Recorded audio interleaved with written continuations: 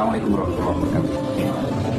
Dalam tur dakwah saya di Jawa Tengah, saya sempatkan harus hadir dan ziarah ke makam almarhum Pak Harto. Saya termasuk menikmati hasil kerja beliau. Saya kuliah dapat beasiswa dari Super Semar, rintisan almarhum Pak Harto. Saya juga menikmati indahnya berbangsa dan bernegara pada zaman itu.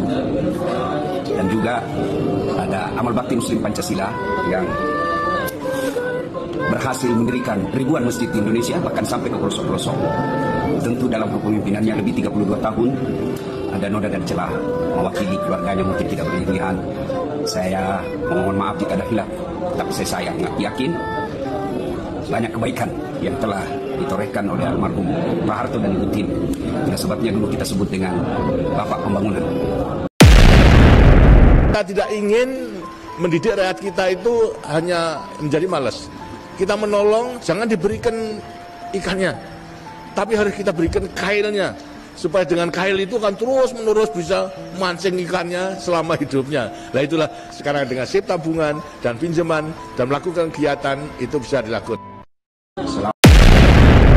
Atur rumah yang ada anak gadis, ya kan, toiletnya kotor, itu anak gadis kalau lu nikahi, lu kawinin dia, nanti ujung-ujungnya dia ngabisin uang bedak lebih besar ketimbang uang beras.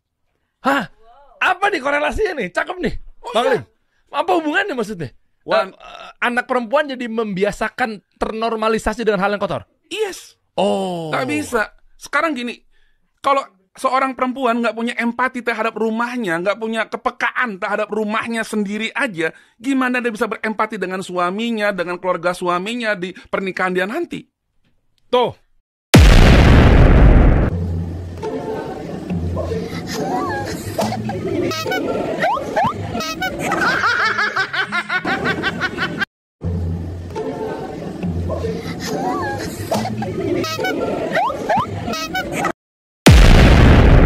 Sekarang ini banyak sekali orang menjadi korban KUHP Orde Baru. Lihat misalnya rombongannya kelompoknya Roy Suryo dan segala macam. Itu kan korban KUHP Orde Baru. Kenapa? Ya. Kalau menurut standar KUHP baru, Roy Suryo CS ini penanganan kasusnya bisa dengan restoratif justice. Tapi di KUHP Orde Baru itu nggak diatur. Gitu loh. Kalau menurut KUHP baru ya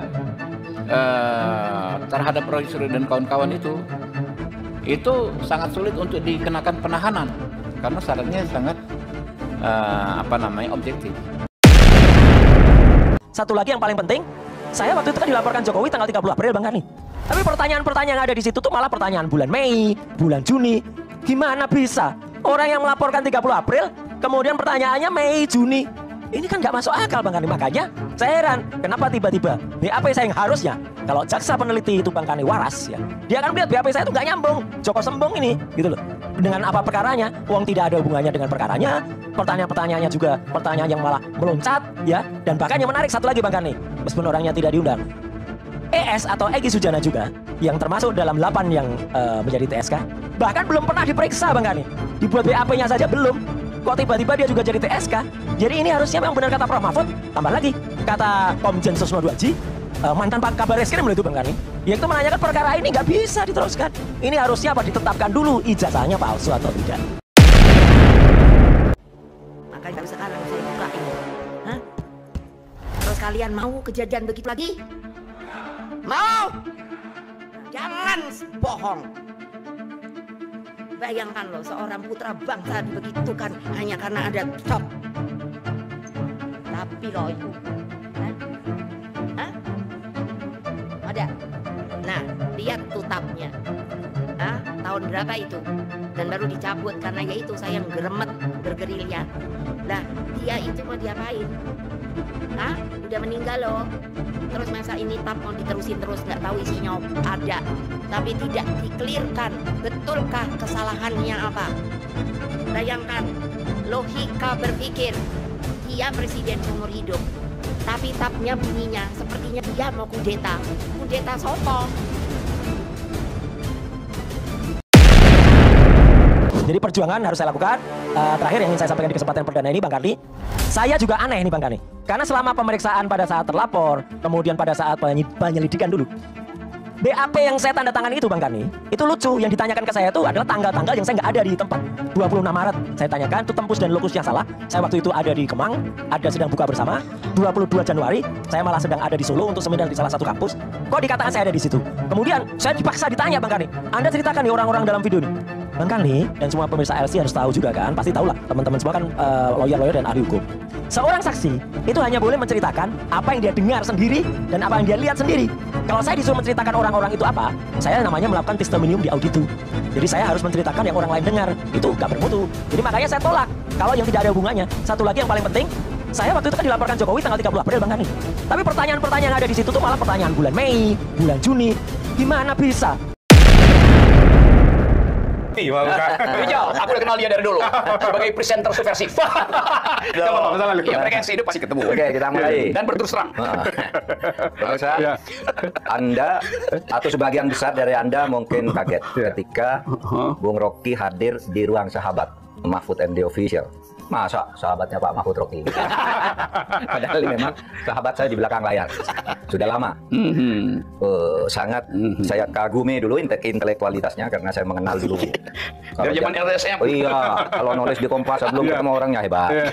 Ketika saya ketua MK, kalau dia bersaksi itu di pengadilan, orang terpukau semua. Saya yang mimpin sidang. Dari dulu mempesona Pak, dari dulu mempesona. Saya panjang-panjangin aja, tapi hakim lain tidak tahan.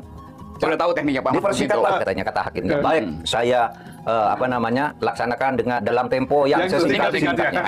Dengan cara saksama. Dengan cara saksama dan sesingkat-singkatnya. Republik Indonesia ini unik loh. Apa dapat lah proklamat bapak bangsa, terus ini apa pahlawan lah. Tapi kan ya mbok hati-hati loh kalau mau jadiin pahlawan itu loh. Lah jangan gampang dong. Kalau Pak Bung Karno benar pahlawan, karena saya berani bertanggung jawab. Dia nggak ditahan, diisolasi aja. Saya nanya, ini sebetulnya apa? Kalau tahanan atasnya, supaya saya kalau bisa ngadep kemana-mana, never, tidak ada, tidak ada. Can you imagine yang namanya negara Pancasila, yang saya ngomong peri kemanusiaan, orang yang membuatnya itu begitu kan, tapi diam saja.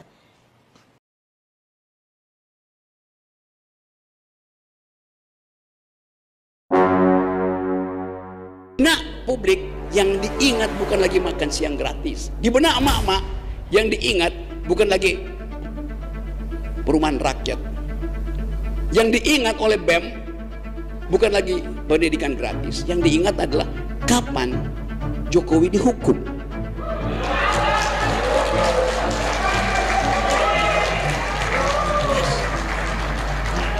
Dan sejarah akhirnya memberi jalan secara perlahan-lahan, yaitu melalui skandal kereta api cepat. Jadi akhirnya kita harus kumpulkan energi untuk melihat hambatan psikologis kita adalah tidak mampu untuk mengucapkan ada yang salah selama 10 tahun sehingga kita miskin hari ini, sehingga demokrasi tidak tumbuh hari ini, sehingga BEM, mak-mak segala macam itu masih menggerutu hari ini. Takut pada Tuhan, saya submisif. Saya merendahkan diri pada Tuhan. Tapi kalau takut pada presiden, apa alasannya? Satu-satunya alasan adalah beliau bengis. Beliau tega. Yang takut sama presiden siapa? Kita kan dalam konteks ini ya kita bicara ya. Iya, dalam data itu. Ya kenapa Anda mesti tanya sesuatu yang tidak saya ucapkan? Pada siapa? Saya bilang kalau takut pada presiden, Presiden Putin misalnya.